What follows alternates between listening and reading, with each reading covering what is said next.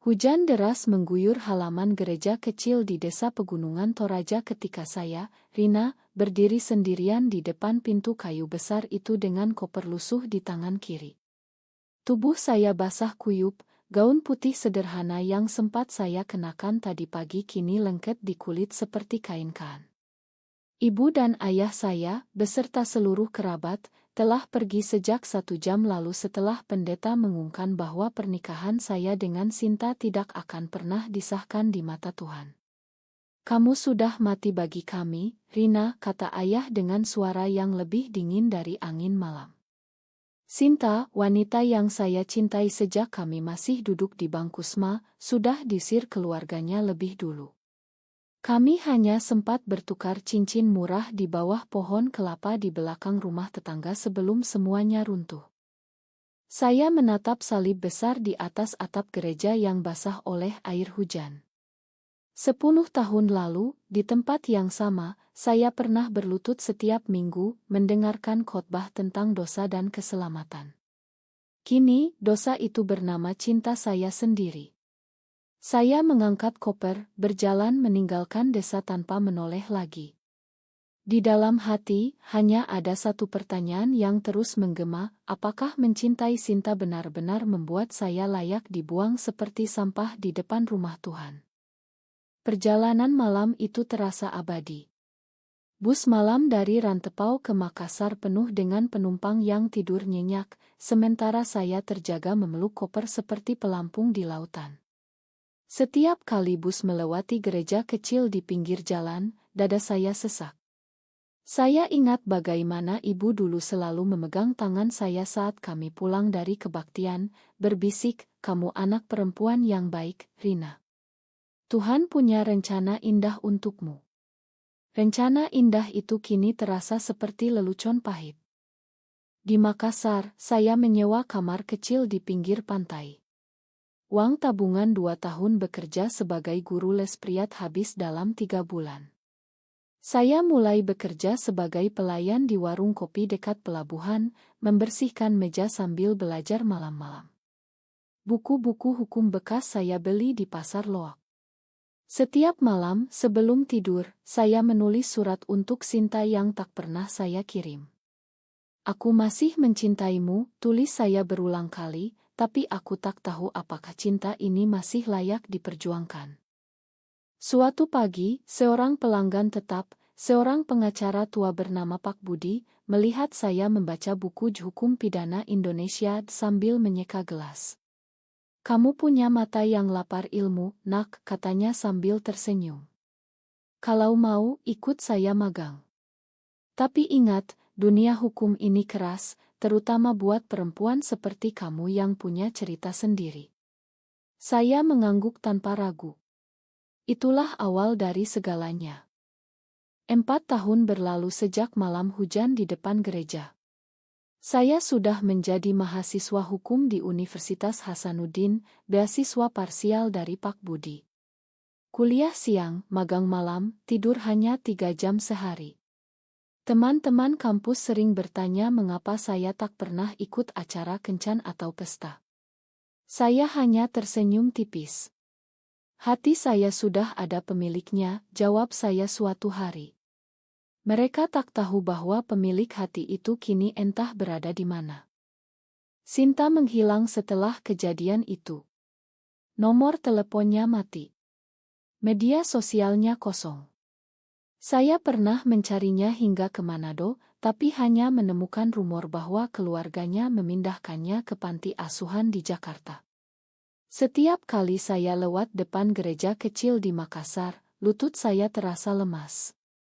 Saya tak berani masuk. Takut mendengar suara pendeta yang sama mengutuk cinta saya lagi. Di kelas hukum keluarga, dosen kami, Ibu Pro Lina, sering membahas pasal-pasal yang tak mengakui pernikahan sesama jenis. "Di Indonesia, kita masih terikat Pancasila dan nilai-nilai agama," katanya sambil menatap saya seolah tahu rahasia saya. Saya mengangkat tangan suatu hari. "Lalu bagaimana dengan hak asasi manusia, Bu? Apakah cinta yang tulus bisa dianggap melanggar ketertiban umum?" Ruangan hening. Pro. Lina tersenyum sedih. Itu pertanyaan yang bagus, Rina. Tapi jawabannya belum ada di buku kita. Malam itu saya menangis di kamar kos. Untuk pertama kalinya setelah bertahun-tahun saya berdoa. Bukan doa minta ampun atas dosa saya, tapi doa minta kekuatan untuk terus melangkah. Keesokan harinya, Pak Budi memanggil saya ke kantornya. Kamu sudah siap bantu kasus pertama saya yang sensitif, katanya. Sebuah pasangan perempuan di Goa yang diusir dari rumah kontrakan karena tetangga melaporkan mereka ke. Saya menerima berkas itu dengan tangan gemetar. Di dalamnya ada foto dua wanita muda yang mirip sekali dengan saya dan Sinta dulu. Kasus itu kecil, tapi menjadi titik balik. Saya menang di pengadilan tingkat pertama meski hanya soal hak sewa. Koran lokal memberitakan, pengacara muda berhasil lindungi pasangan sesama jenis. Malam itu untuk pertama kalinya dalam 10 tahun, saya tersenyum di depan cermin. Senyum yang sama seperti saat saya memasang cincin di jari Sinta dulu. 8 tahun setelah saya ditinggalkan, saya sudah resmi menjadi pengacara dengan nama kecil di Makassar. Kantor kecil di Jalan Petarani mulai ramai klien. Kebanyakan kasus perceraian biasa, tapi semakin banyak pasangan perempuan yang datang diam-diam malam hari. Mereka datang dengan wajah ketakutan, menceritakan bagaimana keluarga mengancam, tetangga mengucilkan, bahkan gereja atau masjid setempat mengeluarkan surat peringatan. Saya mendengarkan setiap cerita dengan dada sesak. Setiap kali, saya melihat bayangan diri saya di depan gereja Toraja. Suatu malam, seorang gadis berusia 20 tahun bernama Dita datang bersama pacarnya, Maya. Mereka berdua mahasiswi di Universitas Negeri. Kami hanya ingin tinggal bersama tanpa takut dibakar rumah, kata Dita sambil menangis. Saya mengambil kasus itu pro bono. Di persidangan, pihak keluarga Maya membawa pendeta dari gereja mereka. Pendeta itu, seorang pria paruh baya dengan suara lembut, berkata di depan hakim, kami bukan membenci anak ini. Kami mencintainya. Tapi kami mencintai Tuhan lebih dari segalanya. Kata-kata itu menusuk saya. Dulu ayah saya pernah mengucapkan kalimat yang sama sebelum mengusir saya. Saya berdiri di mimbar. Yang mulia, cinta bukanlah penyakit yang harus disembuhkan dengan pengucilan. Jika agama mengajarkan kasih, mengapa kasih itu berhenti di pintu rumah sendiri? Hakim memandang saya lama. Kasus itu akhirnya menang separuh, mereka boleh tinggal bersama tapi tanpa status resmi. Malam itu, Dita memeluk saya di koridor pengadilan. Terima kasih, Kak Rina. Kamu seperti kakak yang kami tak pernah punya. Saya pulang dengan air mata yang tak bisa saya tahan. Pak Budi pensiun tahun itu dan menyerahkan kantor kecilnya kepada saya. Di meja kerjanya yang kosong, saya menemukan catatan tulisan tangan, Rina, kamu bukan korban. Kamu pejuang. Jangan biarkan gereja yang dulu membuangmu menghentikan langkahmu sekarang. Saya menyimpan catatan itu di dompet. 10 tahun tepat setelah malam hujan itu, saya kembali ke Toraja. Bukan sebagai gadis yang ditinggalkan, tapi sebagai pengacara yang diminta membela kasus besar. 2 remaja perempuan di desa tetangga, Lina dan Tara, dituduh melakukan perbuatan asusila setelah ketahuan tinggal bersama di rumah kosong milik orang tua Lina. Keluarga mereka mengancam akan membawa kasus ke pengadilan agama. Berita itu sampai ke kantor saya melalui seorang wartawan lokal. Saya tahu saya harus pulang. Bus yang sama membawa saya kembali.